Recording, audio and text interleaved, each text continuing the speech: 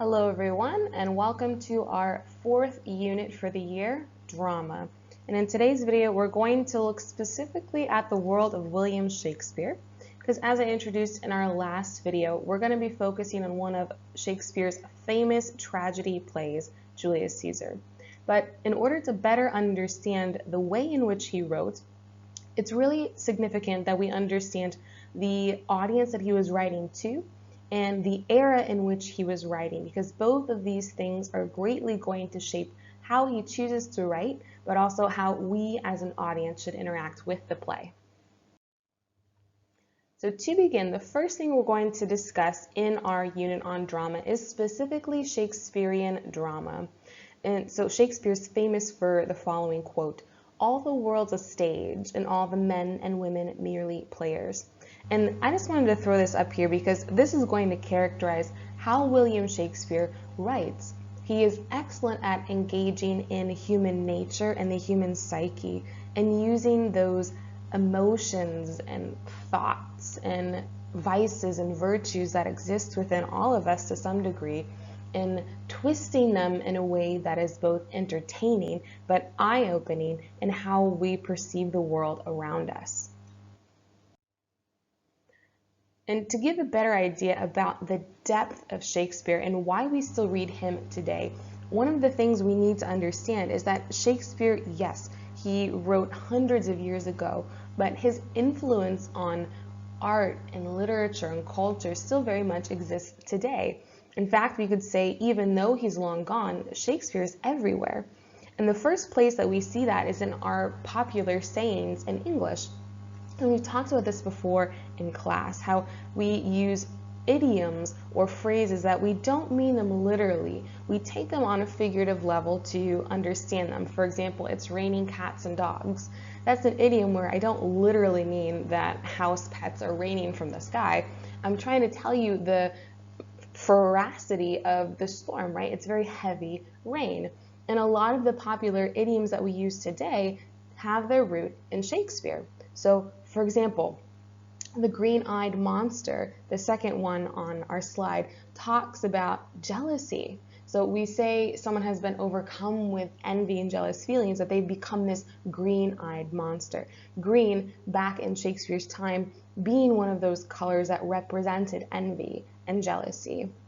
Another one, love is blind. So although he wasn't the first one to say this, he makes it popular, and we use this phrase still today to explain why some people seem to fall in love with someone who we don't think is fit for them to be loved, who's either well beneath their station or there's something different about them.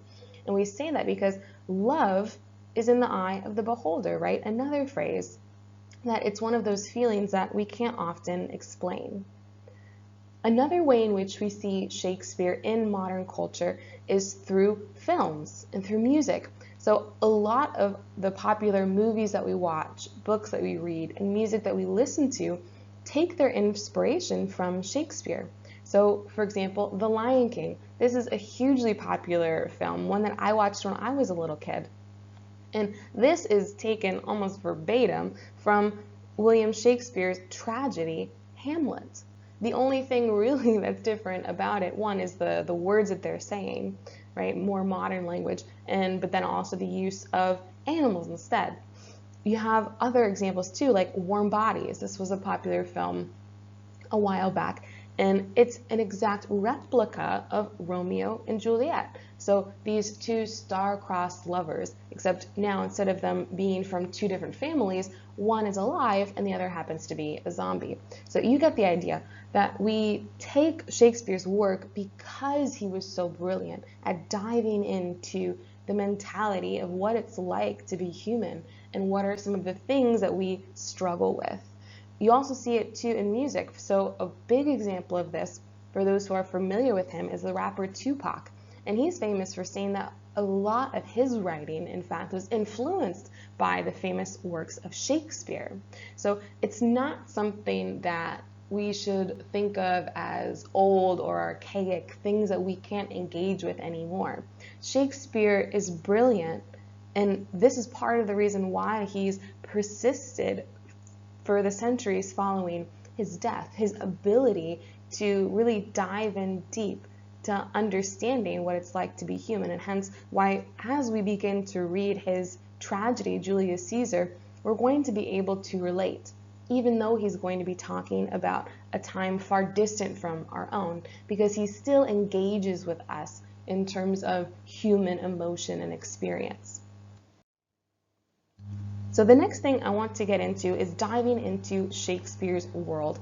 And this is going to help us understand the playwright himself. So playwright simply meaning someone who writes plays. Please be careful when you get into writing your essay at the end of this unit. We spell playwright with a W, okay? I'm going to highlight that here and now because it's something that a lot of people make a mistake with. Please, playwright, okay? So we're going to dive into Shakespeare's world first and see what was it like to grow up in the age that he did, and how perhaps did this influence his writing. And the first thing we're going to talk about is Shakespeare's England. For those of you who have your textbook, you can follow along with me, starting on page 683. So the first thing we need to understand is that Shakespeare is born in a world that's already been shaped by the Renaissance. And the Renaissance took place primarily during the 15th and 16th centuries. So think the 1400s and the 1500s. Whenever you have a century attached to 15th or 16th, just go 100 years back. That's the century that we're talking about. And the Renaissance was a period of rebirth in Europe. So again, I don't mean this literally. We're talking on a figurative level. So rebirth in terms of a change of ideas and a way of thinking about life. So prior to the Renaissance, you had the Middle Ages, and this was a time period that very much focused on the afterlife, religion, belief in God. And the Renaissance, in a sense, was a reaction to this. So no longer am I going to focus on pleasing God or striving to be in a right spiritual, religious state with God. I'm going to focus on my own individual achievement. So not looking upward to heaven, but looking downward to earth and seeing what can men achieve. And at the same time, we have something called the Elizabethan age that is happening alongside the Renaissance. And I put the dates in there just to show you how they slightly overlap. So from 1558 to 1603. And we call this the Elizabethan age after Queen Elizabeth I, so the monarch of England who ruled over England at the time. And we're very lucky that she was the ruler during this age because she is a huge supporter of the arts. So she works very hard to protect it and to feed it. And she also, in a sense of stabilizing the art world in England, she brings a period of long stability and prosperity to England. And because of the work that she did, England then emerges as this European powerhouse, not just in terms of the art and literature that it produces, but also on a political level. Additionally, when we talk about Shakespeare's England, we have this concept of fine literature and how we have this idea of the Renaissance man, for those of you who've heard the term before.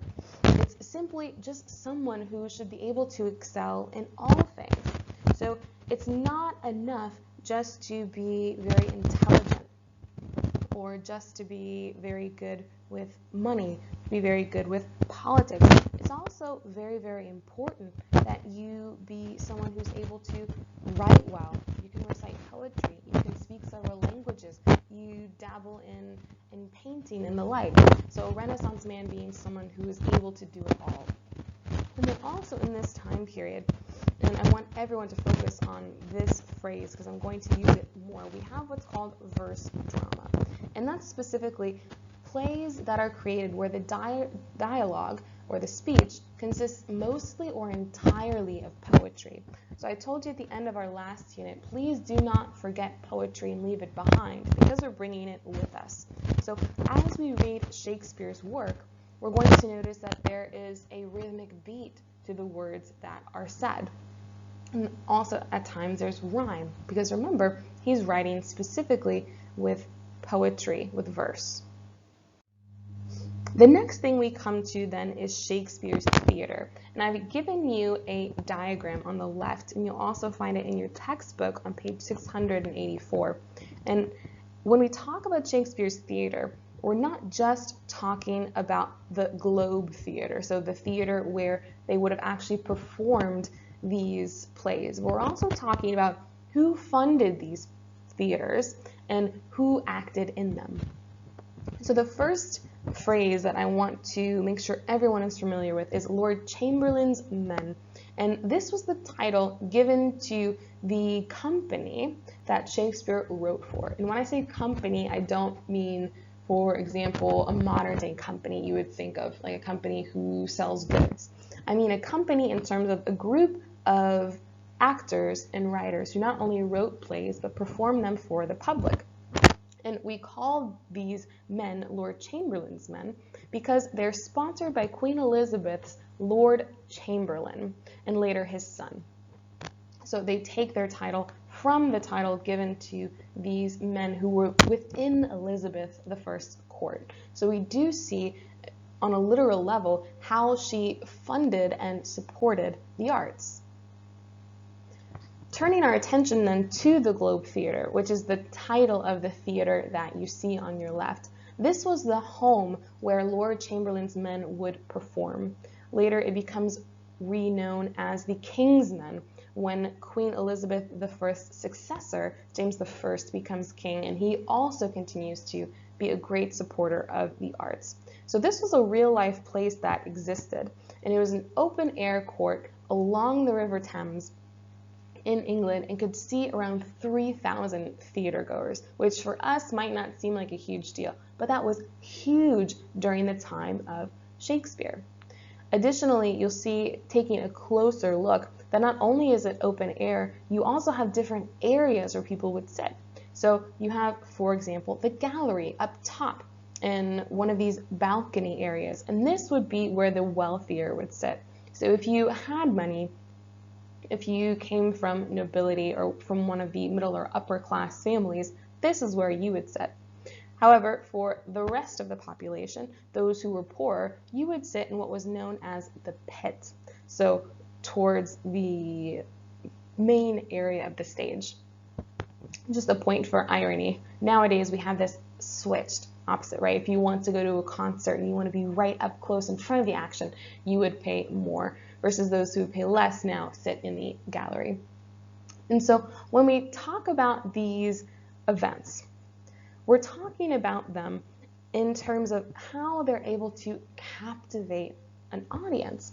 And they did so because Shakespeare's plays included something for everyone.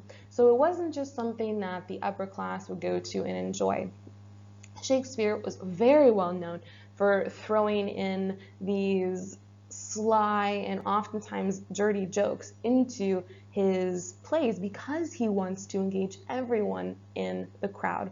And oftentimes he would do this through the speeches of the characters in the play, through different supernatural events that would happen, and also great insights that he had into human nature.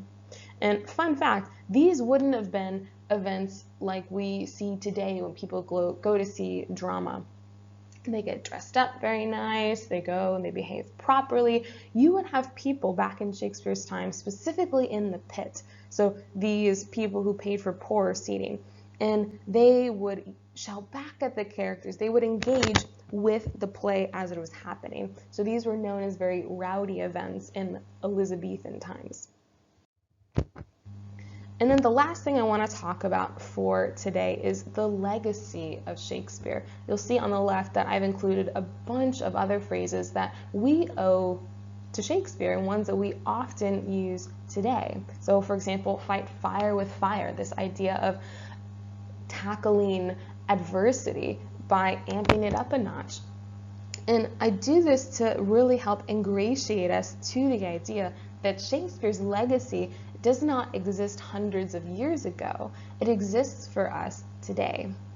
And that's a huge reason why we still read Shakespeare. So for those of you who are anti-Shakespeare, who are gearing up for a unit that's going to be boring and just one of those things where we read and we analyze and it seems very distant, this unit is going to be different because we need to engage with Shakespeare on a personal level. That's part of understanding the way that he wrote. So when we read about certain characters, specifically their ability to grab for power and to deceive one another, we're also thinking of how we see that in modern day life. So looking at human psychology, meaning why people think things and do things the way that they do, and seeing if we can find parallels in our own life.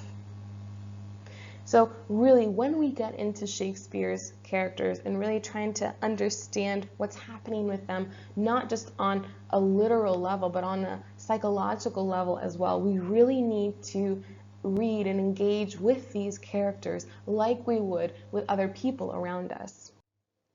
That's going to be it then for our video for today. In our next video in our online learning series, we'll talk specifically about Shakespearean drama in terms of key terms that you need to know, also talking about the background of Julius Caesar, so understanding that Shakespeare bases his play off of real-life historical events, but also learning about certain literary terms we need to know, like certain rhetorical devices, some of which you're already familiar with, as well as dramatic irony. Also, please do not forget your comparative poetry essay is due to me this week on Wednesday, so April the 8th. Please, please, please do not forget to submit that, either typed via email, or if you do not have access to a laptop, it's not a problem. Just write out your essay by hand and send me screenshots. Thanks for watching, and see you tomorrow.